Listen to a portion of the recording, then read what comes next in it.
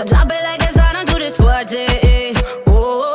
problème ici, c'est qu'il y a 5 toilettes et elles sont tout le temps occupées. Et t'as pas le choix que d'attendre un quart d'heure devant les toilettes pour avoir une place, quoi. Il y a un mec qui vient de m'indiquer ces toilettes là. Et genre déjà, elles sont hyper grandes. En plus, t'as une douche dedans, t'as un miroir, t'es tranquille. Maintenant, je connais ce spot là, genre elles sont cachées au bout de l'auberge. Et j'ai plus besoin d'attendre 20 minutes pour aller aux toilettes. Maintenant, j'irai tout le temps dans celle-là.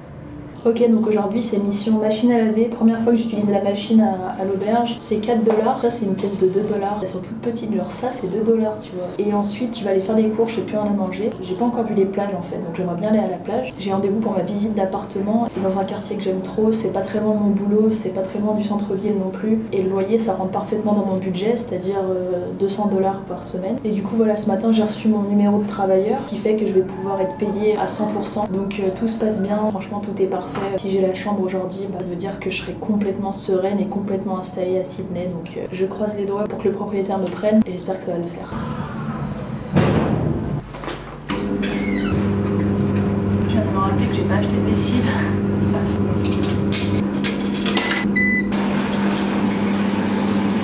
C'est 4 $ aussi pour sécher quoi. Ça veut dire que c'est 8 $ la machine, je trouve ça un peu cher.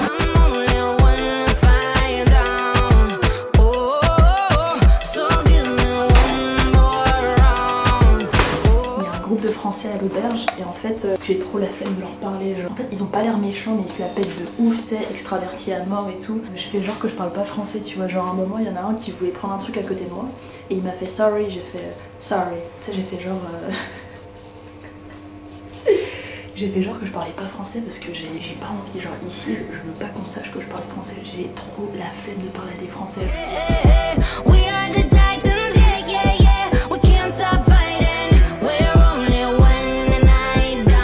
Je suis un peu en panique parce que je devais recevoir ma paye aujourd'hui et je l'ai pas reçue. Et là je vais faire la visite et s'il me demande de payer tout de suite, je pourrais pas quoi. Et je sais pas ce que je vais lui dire. J'espère que ça va le faire pour l'appart. En plus dans l'annonce il a dit je veux quelqu'un qui paye toutes les semaines et tout. C'est trop la honte de lui dire j'ai pas eu ma première paye. C'est le quartier où t'as toutes les boutiques d'occasion, les friperies, les tatouages, c'est le quartier un peu des artistes. J'aimerais trop habiter là. Dans l'annonce, j'ai pas mis que j'étais française parce que je sais pas, on m'a dit que les Australiens étaient un peu racistes des Français. Pourtant, dès que je dis que je suis française, ils sont trop contents. Donc c'est peut-être juste des conneries, tu vois. Mais du coup là, il va trop entendre mon accent français, donc faut que je fasse mon accent de ouf là.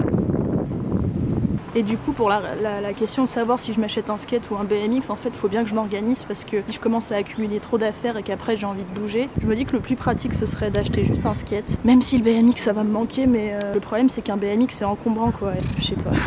Ok, donc c'est bon, j'ai fait la visite et en gros la pièce qu'il m'a montrée c'était pas celle de l'annonce, mais moi je trouve qu'elle est encore mieux, c'est-à-dire que en fait c'est dans une cour intérieure, c'est une petite maison à part de la maison et du coup j'aime trop le fait d'être isolée comme ça. Et en gros c'est trop drôle parce que il m'a dit que le mec qui était dans cette pièce c'était un mec qui fumait des joints et qui vivait avec 3 chats et en fait il l'avait caché au proprio parce que le proprio il était en déplacement en Europe pendant 7 mois. Donc pendant que le proprio était absent, l'autre il a ramené ses chats, il avait 3 chats et il fumait de la weed tous les jours. Dans la chambre ça sentait de ouf.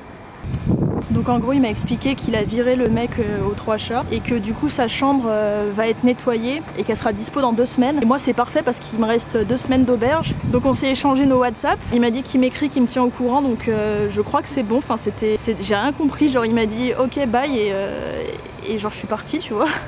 Donc je sais pas si ça veut dire que c'est bon, mais je pense que oui. Si la chambre elle est dispo dans 2 semaines, ça veut dire que d'ici là j'aurai eu mes payes et tout. Donc j'aurai plus de problème au niveau du loyer quoi. Ouh. Si j'ai cette chambre, je suis trop contente, genre c'est le spot parfait quoi. Il y en a un qui a eu la même idée que moi.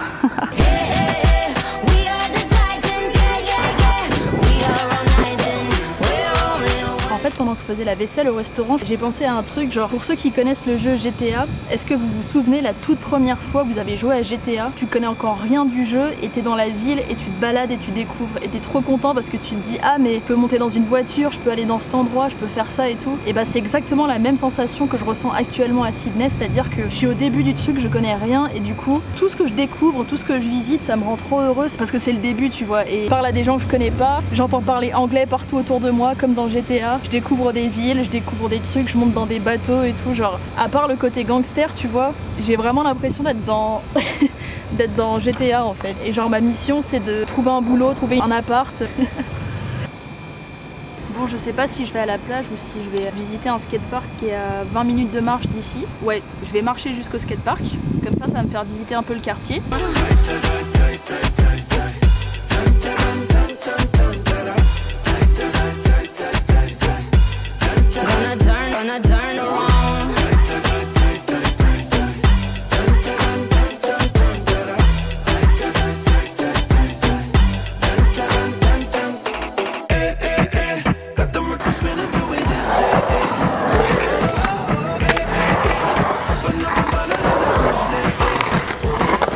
Donc là on est au skatepark Sydney Park, donc dans le parc de Sydney. Ce qui est trop cool, c'est que c'est à 20 minutes à pied de la chambre que j'ai visitée, donc j'espère que j'aurai cette chambre, ce serait trop cool, j'aurai ce skatepark à 20 minutes de chez moi, avec un énorme bol et tout, genre là j'avoue que ça donne envie de faire du BMX, tu vois.